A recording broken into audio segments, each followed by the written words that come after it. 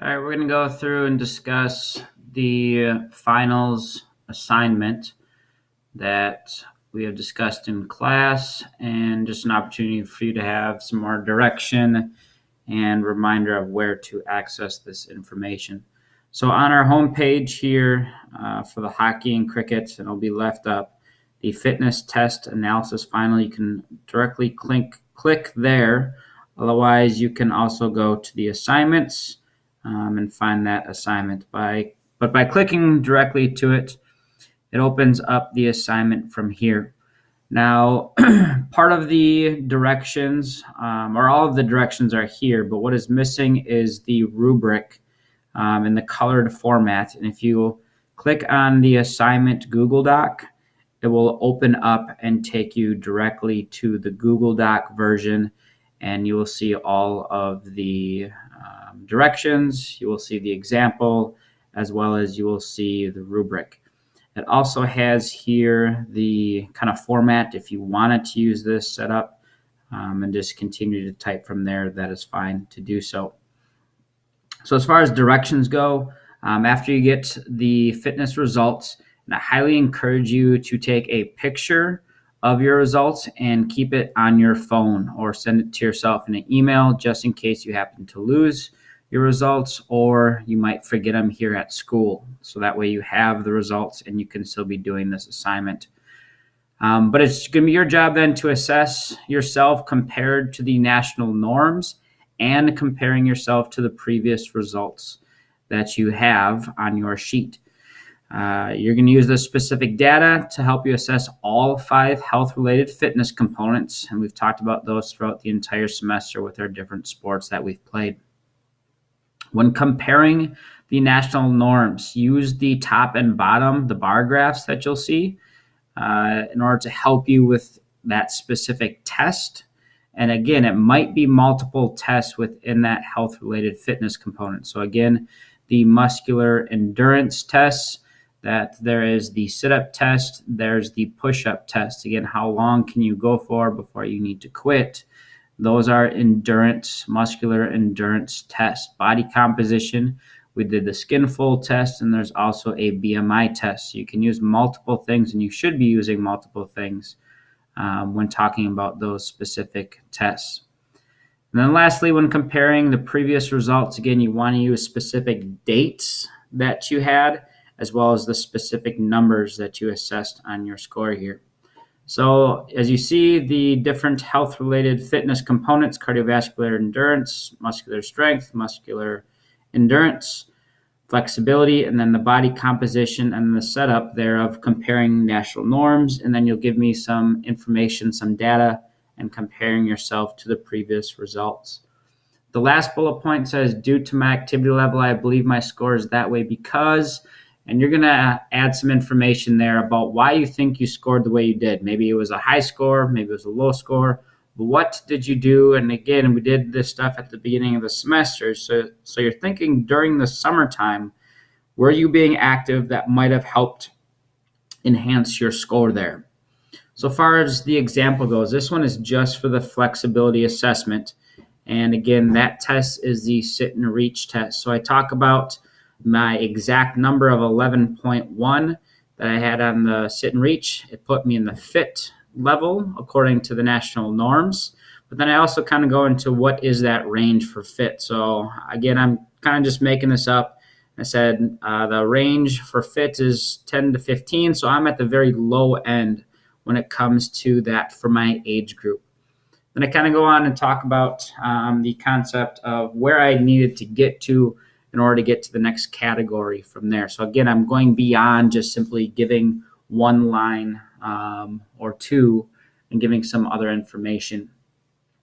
When I talk about comparing previous results, again, I go back and indicate that this was the highest score that I've ever scored in my flexibility. And I also indicate my previous high was 10.4, which was my freshman year. Again, you could give the exact date.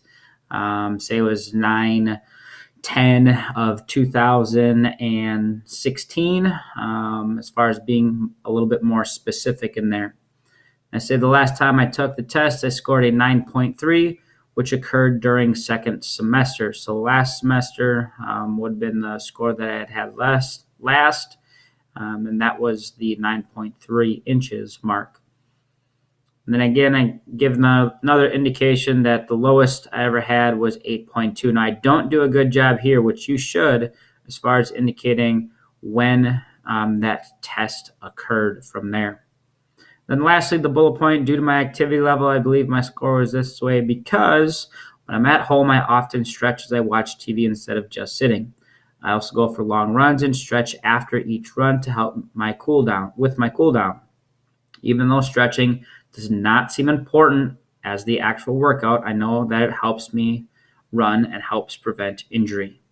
The other thing I used to do was a quick yoga routine when I woke up in the summertime, but really gotten out of that habit for myself personally. So as far as the rubric, how it's getting graded, each row across indicates one of the health-related fitness components. So cardiovascular endurance, muscular endurance, so on and so forth. So this part here is worth 20 total points, each row across being worth 4. And you can see as far as how you're going to be getting graded, are you using multiple sentences? Are you using specific data when it comes to it? And you can see the further down you go, it says some specific data is getting used or very little data is getting used for the approaching and the developing categories from there. Once you get done evaluating yourself, you're going to give or you're going to create a SMART goal for yourself based around one of the health-related fitness components. So you need to have 2 different parts to your goal. You're going to have one SMART goal for the quarter and one SMART goal for the semester of the exact same fitness, health-related fitness component. Each goal you create for yourself needs to have a quarter and a semester goal. So looking at the rubric real quick, if you want to be at the advanced, you have to have 2 SMART goals. But again, one SMART goal has 2 parts. So reminder again, SMART means specific, measurable, attainable, realistic, and time.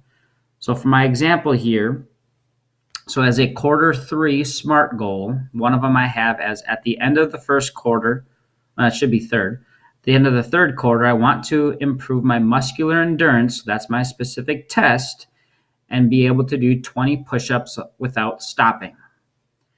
I'm going to go down then, so the second part to that muscular endurance goal is at the end of the semester, I want to improve my muscular endurance and be able to do 30 push-ups. So now I'm increasing that idea from 20 to 30 for the semester.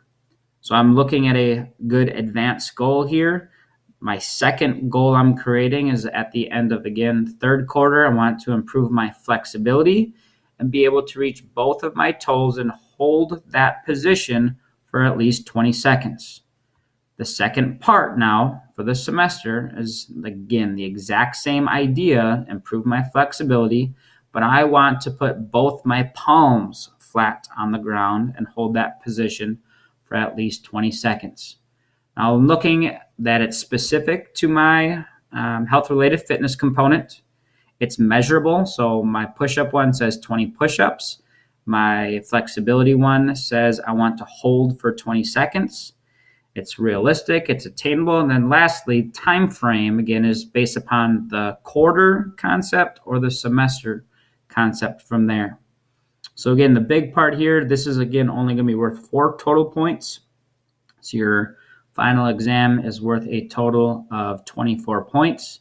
But to be in the advanced category, you need to have 2 SMART goals. Again, each SMART goal has 2 different parts to it.